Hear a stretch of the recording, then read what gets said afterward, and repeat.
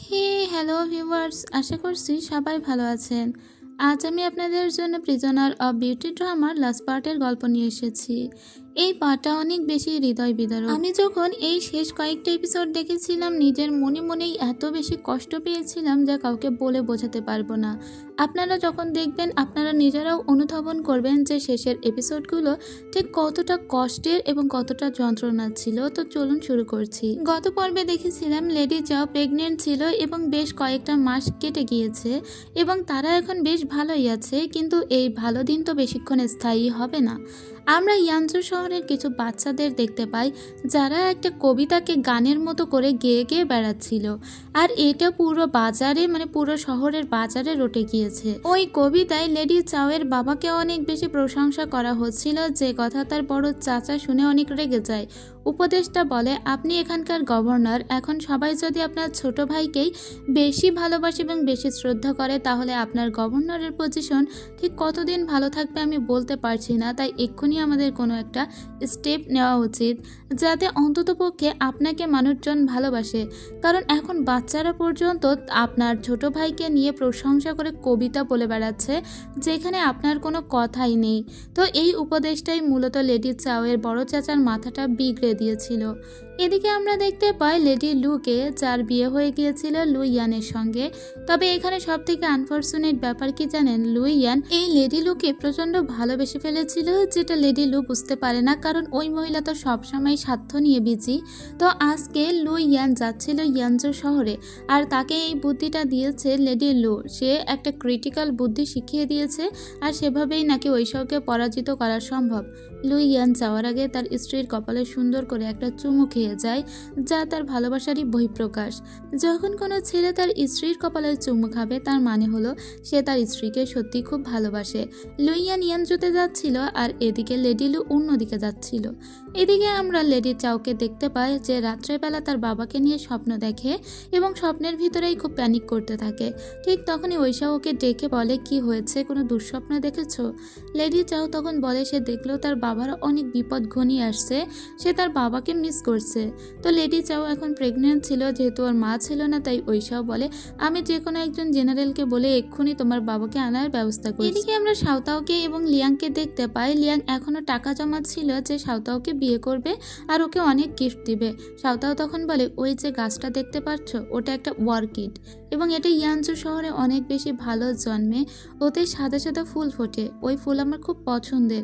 আমাদের লেডি চাওয়েরও ওই ফুল খুব পছন্দের বলে লর্ড ঐশাও ওই ফুল নিয়ে এসেছে ইয়ানজু থেকে। তুমি যদি আমাকে বিয়ে করতে চাও তোমার টাকা জমানোর কোনো প্রয়োজনই নেই, শুধু ওই ফুল গাছ আমাকে এনে দিলেই হবে। তুমি ওই ফুল দিয়ে আমাকে প্রপোজ করো, দেখবে আমি রাজি হয়ে যাব। এদিকে আমরা তিনজন জেনারেলকে দেখতে পাই যারা একসাথে শুয়ে আকাশের চাঁদ দেখছিল। তার ভিতরে লিয়াং ওই গাছটা নিয়ে এসে শুয়ে পড়ে। তিনজন জেনারেলকে বলে, সাঁওতাও আমার কাছে কিচ্ছু না, শুধু অর্কিড গাছ চেয়েছে তাই আমি এই গাছটা নিয়ে এসেছি। আর এদিকে এই জেনারেলগুলোর কাউকে একজনকে দায়িত্ব দেওয়া হয়েছিল ইয়ানজু শহরে গিয়ে যেভাবেই হোক লেডি চাওয়ের বাবাকে রাজি করিয়ে এখানে নিয়ে আসতে। যতদিন না লেডি চাওয়ের কোনো বাচ্চা কাচ্চা হচ্ছে ততদিন তার বাবা এখানেই থাকবে। আর এই দায়িত্ব পড়েছে ওই উয়ের উপর, ওই লোকটার উপর। তো ওই লোকটার মাথায় একটা প্ল্যান আসে, ওই লোকের ওই জেনারেলদের ভিতরের কেউই এখন ইয়ানজুতে যেতে চাইছিল না। তো ওরা লিয়াংকে বলে যে দেখ, সাঁওতাও তোকে ভালোবাসে, আর সাঁওতাও বলেছে ইয়ানজু শহরের অর্কিড গাছ দিয়ে ওকে প্রপোজ করতে, কিন্তু তুই কি করেছিস, যে গাছটা লর্ড ঐশাও তার স্ত্রীর জন্য নিয়ে এসেছে তুই সেই গাছটা নিয়ে এসেছিস। তুই কি মনে করেছিস এটা সাঁওতাওকে দিলে ও এটা অ্যাকসেপ্ট করবে? কখনোই না। তোকে এখন ইয়ানজুতে যেতে হবে আর ইয়ানজু থেকে একটা গাছ নিয়ে আসতে হবে। তুই একটা কাজ কর, তুই ইয়ানজুতে গিয়ে গাছটাও নিয়ে আয় আর আমাদের লেডি চাওয়ের বাবাকেও নিয়ে আয়, তাহলে এক কাজে দুই কাজ হয়ে যাবে। আর ওরা সবাই একসঙ্গে গল্প করতে থাকে আর মজা করে, আর লিয়াং রাজি হয়ে যায়। পরদিন সকালবেলা লিয়াং সব গোছগাছ করে নেয় ইয়ানজু শহরে যাওয়ার জন্য এবং বাকি জেনারেলগুলো ওকে সাবধানে যেতে বলে। সাঁওতাও বলে, তুমি কি করতে যাচ্ছ ইয়ানজুতে? লিয়াং তখন বলে, লেডি চাওয়ের বাবাকে নিয়ে আসতে। সাঁওতাও বলে, শুধু কি ওর বাবাকে নিয়ে আসতে নাকি অন্য কিছু? লিয়াং তখন বলে, তুমি আমার কাছে যে জিনিসটা চেয়েছো সেটা একদম তোমার জন্মস্থান থেকে আমি তোমার কাছে এনে দিব। এটা বলে ও ঘোড়ায় চড়ে চলে যায় এবং সবাইকে একবার বাই বাই করে যায়। ওরা সবাই লিয়াংয়ের যাওয়ার পানে তাকিয়েছিল আর লিয়াংকে এভাবে বিদায় দেয় হাসি মুখে। এদিকে আমরা দেখতে পাই লেডি চাওয়ের বড় চাচাকে। বড় চাচার উপদেশটা বলছিল, আপনার সঙ্গে বিশেষ একটা লোকের আজকে পরিচয় করিয়ে দিব, সে আপনার সঙ্গে কথা বলবে বলে এসে দাঁড়িয়ে অপেক্ষা করছে। এটা হলো লুই ইয়ান। তো লুই ইয়ানকে পরিচয় দেওয়ার কিচ্ছু নেই। লুই ইয়ানকে ওর বড় চাচা খুব ভালোভাবে চেনে, কারণ লুই ইয়ান ছোট থেকে এই রাজ্যেই মানুষ হয়েছে। লুই ইয়ান বলে, আপনার পরিস্থিতি তো এখন নড়বড়ে, আপনার ছোট ভাই পারফেক্ট এবং সে এই রাজ্যের ভার কিছুদিনের ভিতরেই হয়তো তুলে নেবেই, কারণ সবাই আপনার ছোট ভাইকেই বেশি প্রশংসা করছে। তো আমি বলি কি, আপনি আমার সঙ্গে হাত মিলালে আমরা ওই শাওকে একসঙ্গে ঘায়েল করতে পারবো, আর আপনার ইয়ানচু শহরের গভর্নর আপনি সারা জীবন থাকতে পারবেন। আপনার ছোট ভাইয়ের জামাই ওই শাও, সে তো অনেক বড় একজন লর্ড, তাই আপনার ছোট ভাইয়ের একটু বেশি বাড় বেড়েছে, তাকে যদি একটুখানি ছেটে দিতে হয় তাহলে এইভাবে আমার সঙ্গেই হাত মিলাতে হবে। তো এই কথাই ওর বড় চাচা রাজি হয়ে যায়। প্রথমে হতে ছিল না, কিন্তু পরে হয়ে যায়। আর ছোট ভাইকে ডেকে খাওয়ানোর অজুহাতে ওয়াইনের ভিতরে এমন বিষাক্ত কিছু মিশিয়ে দেয় যাতে ও ছোট ভাই কিছুক্ষণের ভিতরেই অসুস্থ হতে শুরু করে। যদিও ছোট ভাই অসুস্থ হওয়ার আগে বুঝতে পেরেছিল তার বড় ভাই লুই ইয়ানের সঙ্গে হাত মিলিয়েছে এবং সে তার বড় ভাইকে বারণ করে যে তুমি এরকমটা করো না, 15 বছর আগে আমরা একটা ভুল করেছিলাম, সেই ভুল দ্বিতীয়বার আর করো না, তাহলে সমস্ত কিছু নষ্ট হয়ে যাবে। কিন্তু তার ছোট ভাই কিছুক্ষণের ভিতরেই ওখানে অজ্ঞান হয়ে যায়। বড় ভাই জানতও না কি বিষ তাকে দেওয়া হয়েছে, কারণ লুই ইয়ান নিজেই এই বিষটা মিশিয়ে দিয়েছিল। উপদেশটা বলে সে মরবে না, চিন্তা করবেন না, কিন্তু বড় ভাইয়ের একটু চিন্তা হচ্ছিল। এদিকে আমরা বিজে এবং তার স্ত্রীকে দেখতে পাই, তাদের সুন্দর একটা পুত্র সন্তানের জন্ম হয়েছিল। তারা বেশ সুখে শান্তিতে ছিল এবং ঠিক এই টাইমেই তাদের কাছে একটা লেটার আসে যেখানে লেখা হয়েছে তার বাবা তাদের দুজনকেই মেনে নিয়েছে এবং দুজনকেই ইয়ানচু শহরে আসতে বলেছে। তো আজকে বিজে আর আফানের ইয়ানচু শহরে আসার কথা ছিল এবং বেশ কিছুক্ষণের ভিতরেই ওরা এখানেই এসে পৌঁছায়। ওরা দুজনেই খুব খুশি হয়েছিল, কারণ ওদের বাবা অবশেষে ওদেরকে মেনে নিয়েছে। আফান তো এটাই চেয়েছিল যেন তার ভালোবাসার স্বামীকে সবাই মেনে নেয়। ওর বাবা প্রথমে অনেক সুন্দর করে হেসে হেসে বলে, বিজে সত্যি একজন যোদ্ধা, তাই আমি ওকে মেনে নিয়েছি। তুমি তো আমার একমাত্র মেয়ে, কতদিনই বা তোমাদের আর দূরে সরিয়ে রাখবো। কিন্তু এটা ছিল ওর বাবার সম্পূর্ণ একটা চাল। বিজে যেহেতু অনেক বেশি সরল মনের একটা মানুষ ছিল, কিন্তু বিজে ছিল তুখোর একজন যোদ্ধা, আর বিজের একটা চোখ ছিল সবুজ কালারের। আর যাদের ওয়ান আইড গ্রিন আই আছে আর তারা অনেক বেশি শক্তিশালী এবং এত বেশি বেপরোয়া যোদ্ধা হয় যে তাদেরকে হারানো অনেক কঠিন হয়ে দাঁড়ায়। ঠিক এই টাইমে আমরা দেখি বিজেকে এবং তার স্ত্রীকে আলাদা করে ফেলে ওর বাবা, আর ঠিক তখনই এখানে লুই ইয়ান আসে।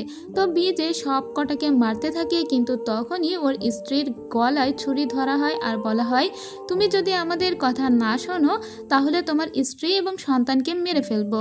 তো বিজে আর কোনোভাবেই এগোতে পারে না এবং চুপচাপ দাঁড়িয়ে ওদের কথা শুনে আর বলে, তোমরা কি চাও? লুই ইয়ান তখন বলে, আমরা শুধু চাই তুমি আমাদের হয়ে কাজ করবে, ঠিক যেভাবে বলবো সেভাবে, আর যদি তুমি আমাদের কথা না শোনো তাহলে তোমার স্ত্রী এবং পুত্র দুজনেই মারা পড়বে। এখন বিজে বলে, মানে? বিজে বুঝতে পারে যে ওই শাওকেই ওকে মারতে হবে এবং পুরো পানি শহর, শাওগাং শহর আর যা যা শহর আছে তার সব লুই ইয়ান হাতিয়ে নিতে চায়। বিজে সমস্তটা বুঝতে পেরেও শুধুমাত্র নিজের স্ত্রীর কথা মনে করে চুপচাপ দাঁড়িয়ে থাকে আর বলে, ঠিক আছে আপনারা যা করবেন আমি তাই করব।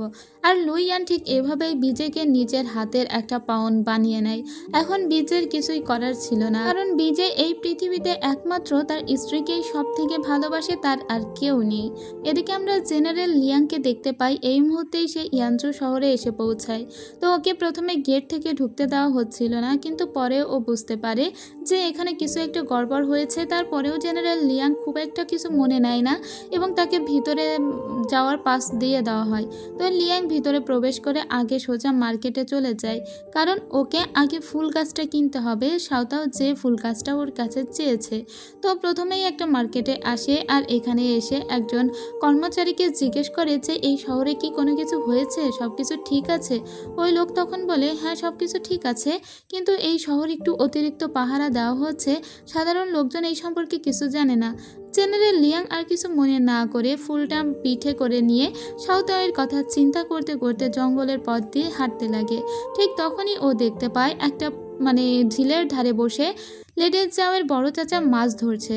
তখনও লেডি চাওয়ের বড় চাচাকে এসে বলে, আপনি এখানে, আপনার ছোট ভাই কোথায় আছে, আমি তার সঙ্গে দেখা করতে চাই। কিন্তু বড় চাচা বলে, ও আচ্ছা, ছোট ভাই তো একটু অসুস্থ, সে ঘুমাচ্ছে, সে তোমার সঙ্গে এখন দেখা করতে পারবে না।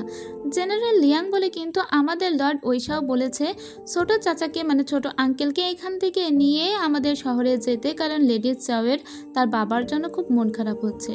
বড় চাচা তখন বলে, ও আচ্ছা, কিন্তু তুমি একটু এখানে ওয়েট করো, আমি কাউকে পাঠাচ্ছি যে তার ঘুম ভেঙেছে কিনা, এটা বলে উপদেশটাকে পাঠায়। তখন লিয়াং বলে, আপনি এরকম ছোট্ট একটা কাজের জন্য আপনার উপদেশটাকে কেন পাঠালেন? বড় চাচা তখন বলে, এসব কাজগুলো উপদেশটা দিয়েই করাতে হয়, যেহেতু সে আমার ছোট ভাই।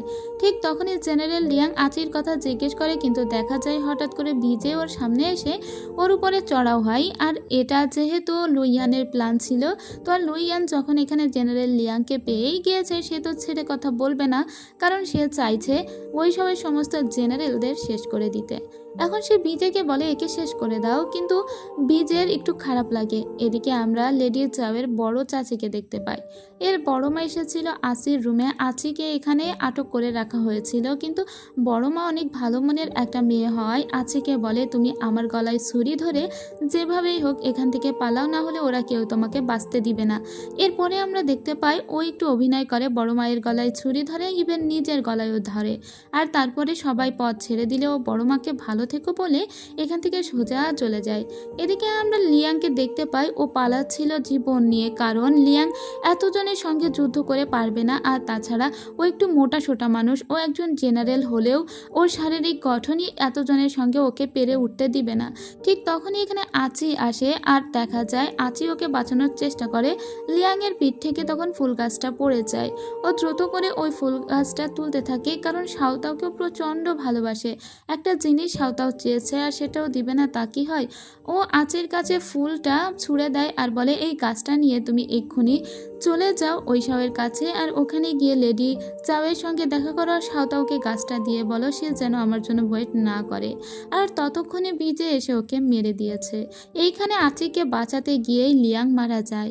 বিজের খুব কষ্ট লাগছিল, কিন্তু বিজে কি করবে, কারণ ওর স্ত্রীকে সব থেকে বেশি ভালোবাসে।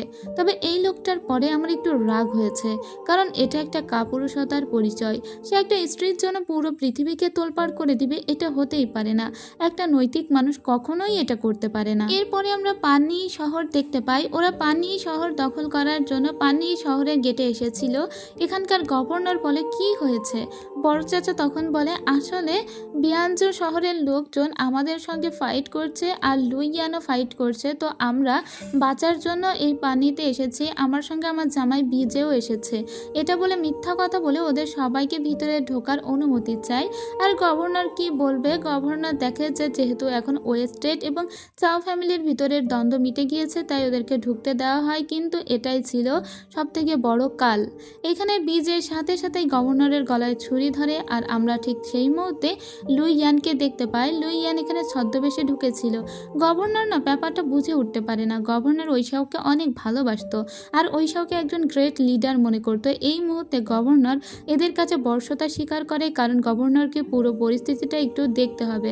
গভর্নর রাত্রে একা একা বসে চিন্তা করে যে এখন এভাবে একটা লোক কিভাবে ওইসাওকে এত বড় ক্ষতি চাইতে পারে, মানে ওইসাওয়ের বড় শ্বশুর ওইসাওকে আজকে এত বড় বিপদের মুখে ফেলে দিবে।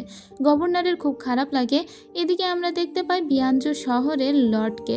ইয়ানকে লর্ড পাঠিয়ে দিয়েছিল সীমান্ত রক্ষার জন্য, এবং সে বেশ কয়েক মাস ওখানে থেকে ট্রেনিং নিয়ে অবশেষে ফিরে এসেছে। অন্যদিকে আমরা লেডি লুকে দেখতে পাই। লেডি লুক কোথায় একটা এসে যেন বসতি করেছিল, এবং সে তার জেনারেল সুতাইকে বলে যে এই মুহূর্তে আমাদেরকে অ্যাটাক করতে হবে ওয়েস্টেড, যেভাবেই হোক ওয়েস্টেডের শেষ এবং ওইসাওয়ের শেষ আমি দেখতে চাই। জেনারেল সুতাই বলে, আপনি শুধু একবার আমাকে আদেশ করবেন, ঠিক সেই মুহূর্তে আমি সমস্ত কিছু ধ্বংস করে দিব।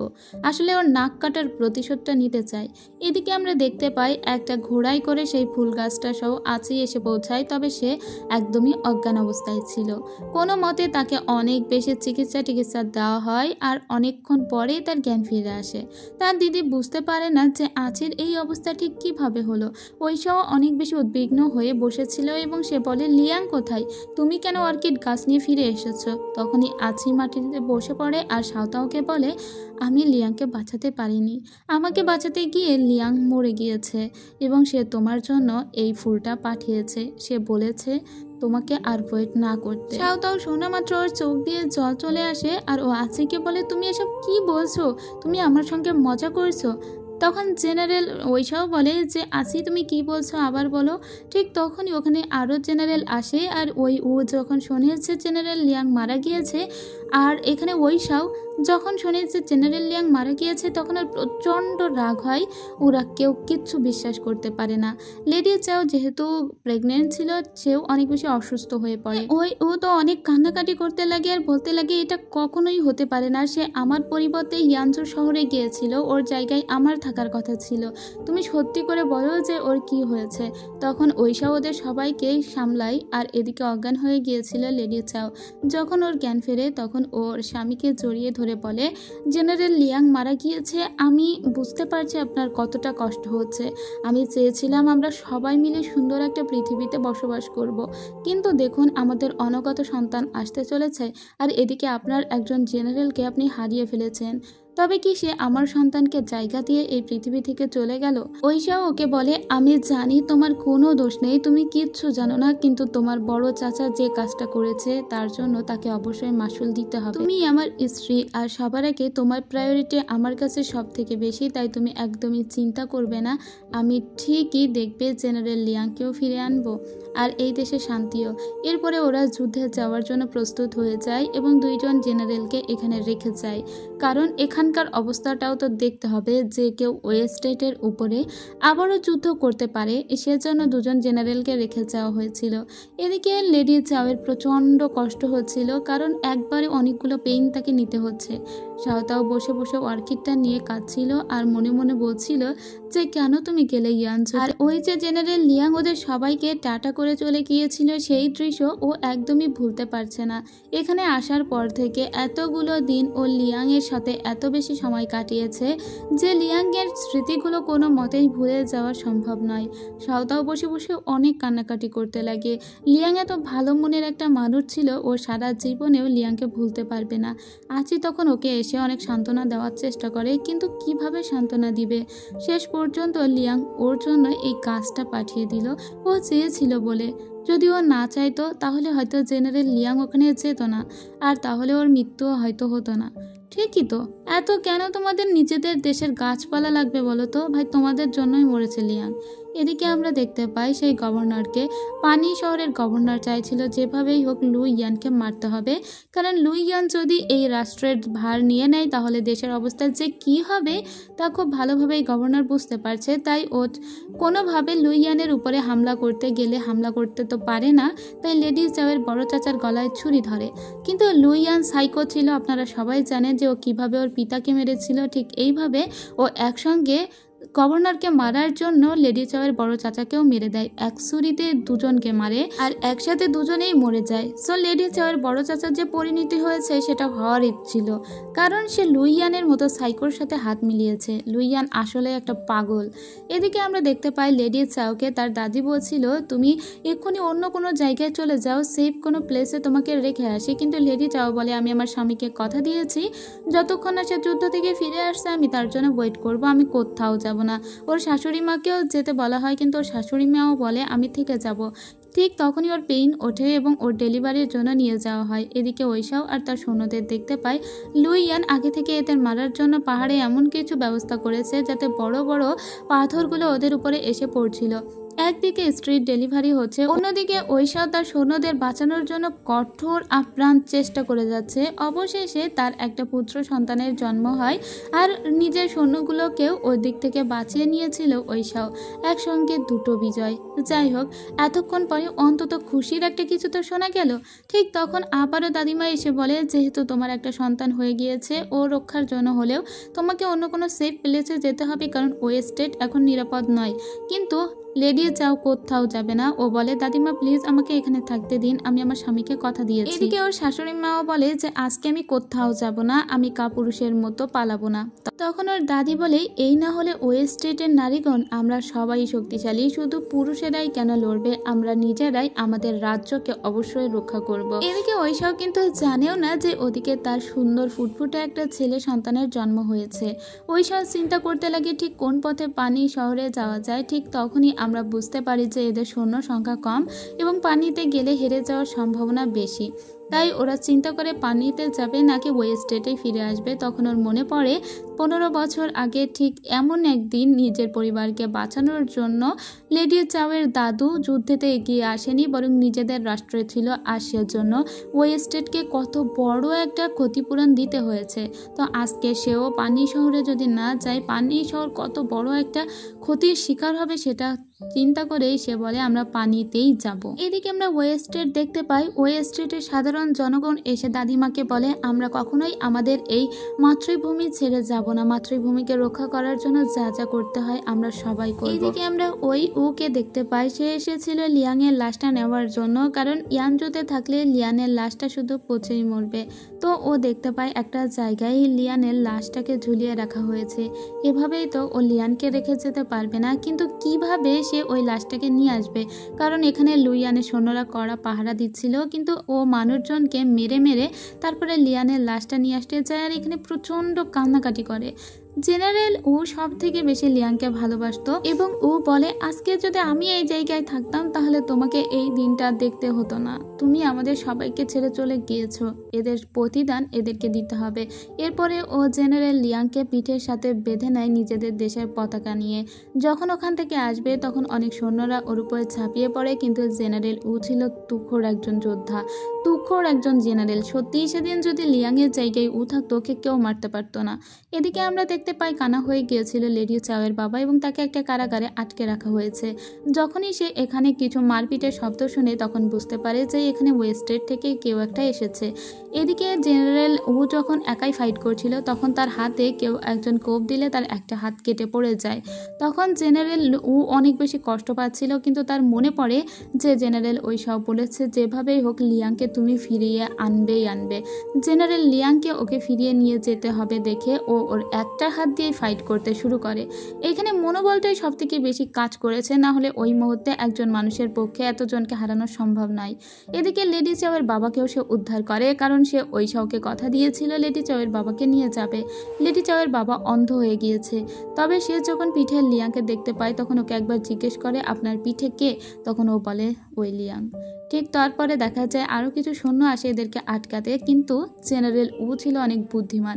জেনারেল উ বলে তোমরা সবাই না এই স্টেটের মানে ইয়ানজো রাজ্যের মানুষ, তাহলে কিভাবে তোমরা ইয়ানজো রাজ্যের বিপক্ষে যেতে পারো, তোমরা কিভাবে লুইয়ানের কথা স্বীকার করতে পারো, তোমরা কি জানো ওই লুইয়ান তোমাদের গভর্নরকে মেরে ফেলেছে?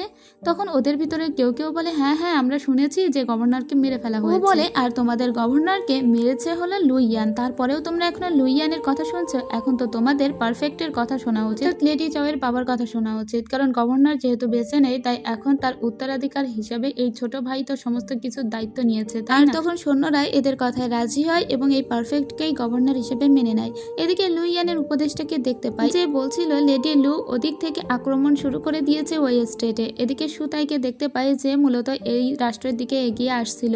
লেডি লু চায় যেভাবেই হোক ওই স্টেট যেন ধূলিসাৎ হয়ে যায়। একটা কথা চিন্তা করুন, লুইয়ান কিন্তু বড় হয়েছিল ইয়ানজো শহরে, আর শেষে কিনা ওই ইয়ানজো শহরের বিপদ ডেকে এনেছে। আর এদিকে লেডি লু বড় হয়েছিল ওই স্টেটে, আর শেষে কিনা ও নিজেই চায় ওই স্টেট ধূলিসাৎ হয়ে যাক, এখানে যে দাদিমা ওকে বড় করেছিল তার মৃত্যু হোক। তাহলে এরা কতখানি অকৃতজ্ঞ হলে এরকম করতে পারে। এই মহিলাগুলো অনেক চিন্তায় ছিল, কারণ তাদের কাছে পর্যাপ্ত পরিমাণে সৈন্য ছিল না, জেনারেল ছিল না। ঠিক এই টাইমে একটা গ্রেট এন্ট্রি নেয় ইয়ান বিয়ানজু থেকে আজকে ওয়েস্টেটের পাশে দাঁড়ানোর জন্য এসেছে। সে বলে আমি এখানেই বড় হয়েছি, আমার মা এখানকার সন্তান, এই দেশ আমার। সে আসলে তার বাবার সৈন্যকে মেরে তারপরে তার কিছু সৈন্য নিয়ে এখানে এসেছে আর বলে জেনারেল তো আমি আছি দাদিমা, তুমি কেন চিন্তা করছো? তখনই ওর দাদিমা ওকে জড়িয়ে ধরে, যদিও এটা ওর নানি হয়। তারপরে ওর দাদিমাকে বলে আমি যাচ্ছি যুদ্ধে, আপনি শুধু আমার জন্য আশীর্বাদ করবেন।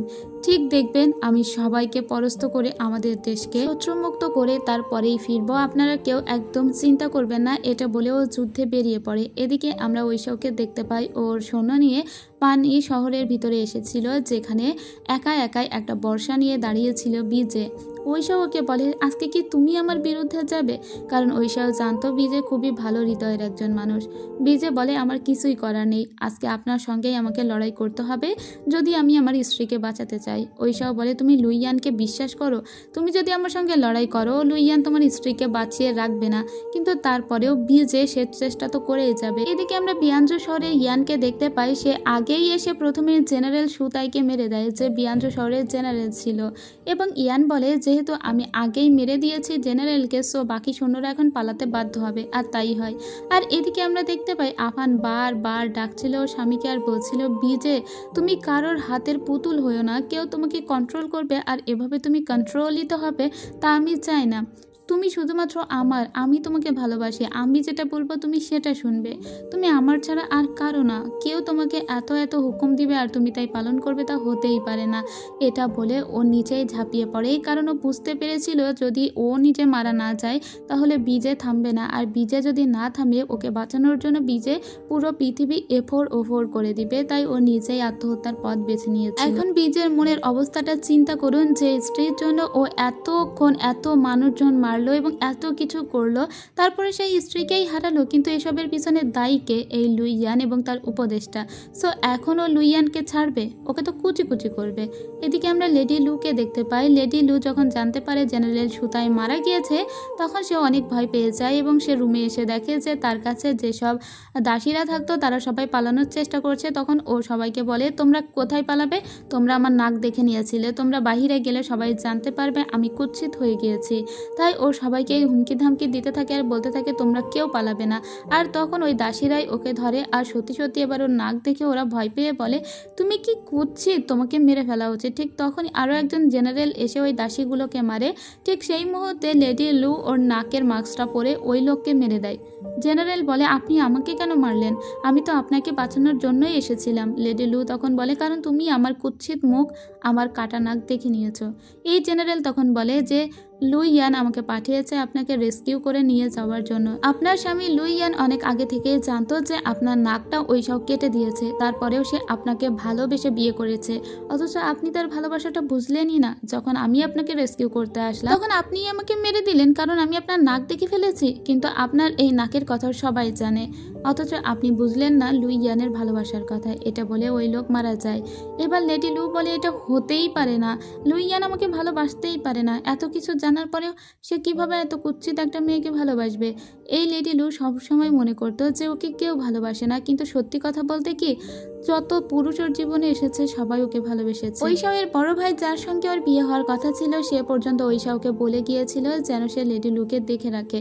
যে চেন শিয়াং এর সঙ্গে ওর বিয়ে হয়েছিল বিয়াঞ্চু শহরের, সেই লোকটা পর্যন্ত ওকে এত ভালোবেসেছিল যে মৃত্যুর আগে জেনারেল সুতাইকে গিয়ে বলেছিল যে তুমি অবশ্যই কিন্তু লেডি লুইয়ের পাশে থাকবে।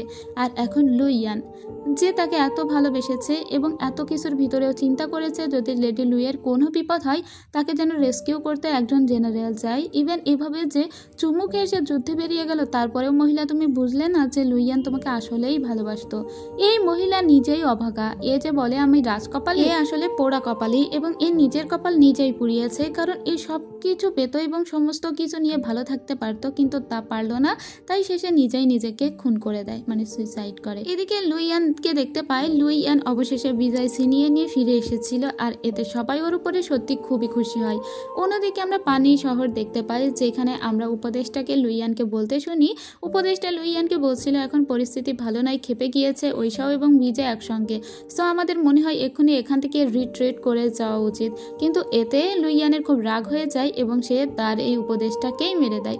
এই লোকটা আসলে এত সাইকো, ওর সামনে থাকা অবস্থায় ও যে কাউকে হুটহাট পাগলের মতো মেরে দেয়, কিন্তু ও জানেও না কাকে মারা ভালো আর কাকে মারা খারাপ। যাই হোক, গাধা তো শেষবেলায় এসে গাধামিই করবে, তাই না? যদিও এই শুরু থেকেই গাধামি দুষ্টুমিই করছে।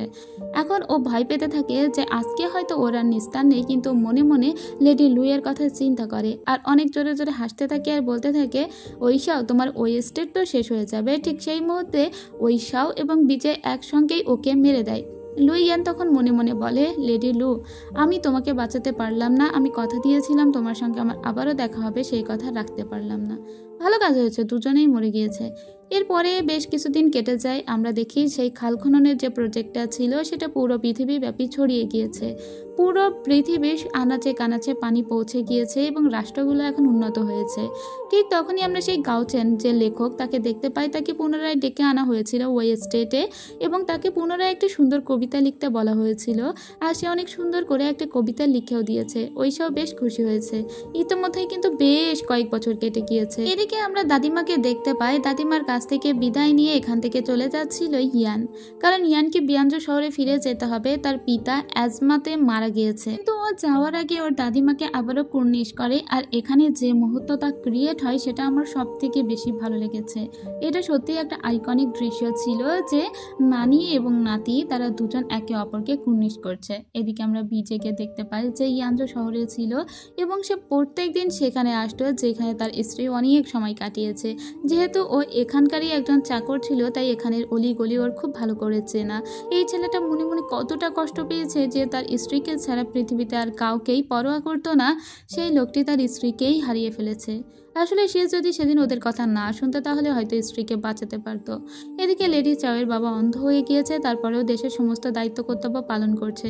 বিজে বয়াতে ফিরে গিয়েছে। এদিকে 3 জেনারেল লিয়াং এর সমাধির সামনে বসে বসে লিয়াং এর সঙ্গে কথা বলছিল। কি আর করা যাবে, যে চলে গিয়েছে তার জন্য শোক ছাড়া আর কিছুই করার নেই। ঠিক তখনই সাঁওতাও আসে সেই গাছটা নিয়ে আর বলে, তুমি যে গাছটা আমাকে দিয়েছিলে, আমি এতে পানি দিয়েছি, একে রোদ দিয়েছি, এখন দেখো গাছটা কত বড় হয়ে গিয়েছে। গাছটা আমি তোমার এই সমাধির সামনেই রেখে গেলাম। আর ওকে যে উপহারটা লিয়াং দিয়েছিল আর ওদের 3 জেনারেলের যে উপহারগুলো ঐশাও দিয়েছিল, সেই সমস্তগুলোকে মাটি চাপা দিয়ে ওই সমাধির সামনে রাখে। এরপরে ওই জেনারেলগুলোর সঙ্গে সাঁওতাও হাসতে হাসতে হেঁটে যাচ্ছিল, আর ও যেন দেখে যে পিছনে ওই অর্কিড গাছটা নিয়ে দাঁড়িয়ে আছে ওই লিয়াং, ওর দিকে তাকিয়ে হাসছে আর ওকে টাটা দিচ্ছে। আর এরপরেই সিন কাট হয়ে যায়। আমরা দেখতে পাই যে ওই স্টেটে কিছু একটা রিচুয়ালস হওয়ার কথা ছিল, কিন্তু এখানে ঐশাও না আসলে ওই অনুষ্ঠানটা শুরুই হবে না। কিন্তু কোথাও ঐশাওকে খুঁজে পাওয়া যাচ্ছিল না। খুঁজে পাওয়া যাবেই বা কিভাবে? সে তো ছেলে কোলে করে নিয়ে ঘোড়ার গাড়িটা বসেছিল আর ছেলের সঙ্গে খেলছিল। তখন লেডি চাও এসে বলে, তুমি যদি এগুলো করো বাইরের কাজকর্ম কে করবে? সে বলে, অনেক তো হয়েছে, এবার একটু রেস্ট করি। সব কিছুই ঠিকঠাক ছিল এবং সব কিছু সুন্দর মতো চলছিল। দেশ ফুলে ফলে ছেয়ে গিয়েছিল, শস্য শ্যামলা হয়ে উঠেছিল, নদী খালের অভাব ছিল না, কিন্তু কারো কারো প্রিয় মানুষগুলো ছিল না। ওই যে কথাই আছে, সুন্দর কিছু পেতে গেলে কিছু স্যাক্রিফাইস তো করতেই হবে। কিছু মানুষের জীবনের জন্য সৌন্দর্য ঠিকই ফিরে এসেছে, তবে কিছু মানুষ তাদেরকে ভালোবেসে হাহাকার বুক নিয়ে কেবল বসে আছে। আর এই যন্ত্রণাগুলো কাউকে বোঝানোর মতোও নয়। তো এর সাথে সাথেই শেষ হয়ে যায় সুন্দর এই ড্রামার গল্পটি। আর শেষে আমাদের বলা হয়, এই জার্নিতে আপনাদের সবাইকে আমাদের সাথে থাকার জন্য অনেক ধন্যবাদ। আমরা চাই আপনাদের ওই স্বপ্নগুলো যেন পূরণ হয় এবং সুন্দরভাবেই পূরণ হয়। তো বলুন, কেমন ছিল ড্রামাটির গল্প? আমার তো এই ড্রামাটা অনেক বেশি ভালো লেগেছে। তবে শেষে আমি এত বেশি কষ্ট পেয়েছি যে কষ্টের কথা আমি আসলে কাউকে বোঝাতে পারবো না। যখন বাস্তবে গিয়ে আমি ড্রামাটা দেখে শেষ করেছিলাম তখন আমার কষ্টের পরিমাণ ছিল আকাশ সমান, কিন্তু আজকে যখন আমি এক্সপ্লেন করছি তখন আমি এতটাও ফিল করতে পারছি না। তবে সেই মুহূর্তটা আমার জন্য ছিল সত্যি খুব হৃদয় বিদারক। আমি অনেক রাত পর্যন্ত একদম চুপচাপ বসেছিলাম। যাই হোক, আপনাদের কেমন লেগেছে? যদি একটুও ভালো লাগে অবশ্যই একটা লাইক কমেন্ট করবেন। যারা আমার এই চ্যানেলে একদম নতুন তারা প্লিজ চ্যানেলটিকে সাবস্ক্রাইব করে পাশে থাকবেন। এরপরে কোন ড্রামার গল্প শুনতে চান সেটাও জানাবেন। এতক্ষণ ধরে আমার সাথে থাকার জন্য সবাইকে ধন্যবাদ। আর যারা এই ড্রামাটি পার্ট বাই পার্ট দেখেছেন তারা তো অনেক দিন ধরেই আমার সাথে ছিলেন, তাদেরকে আরও বেশি বেশি থ্যাংক ইউ। যাই হোক, আজ এখানেই শেষ করছি। দেখা হবে নতুন কোনো ড্রামায়, নতুন কোনো গল্পে। ততদিন সবাই ভালো থাকবেন, সুস্থ থাকবেন। সবার সামনের দিনগুলো যেন অনেক সুন্দর কাটে। আর আপনাদের এই ড্রামার কোন ক্যারেক্টারের মৃত্যুতে সবথেকে বেশি কষ্ট লেগেছে সেটাও জানাবেন। আজ এখানে শেষ করছি। Tata, bye bye.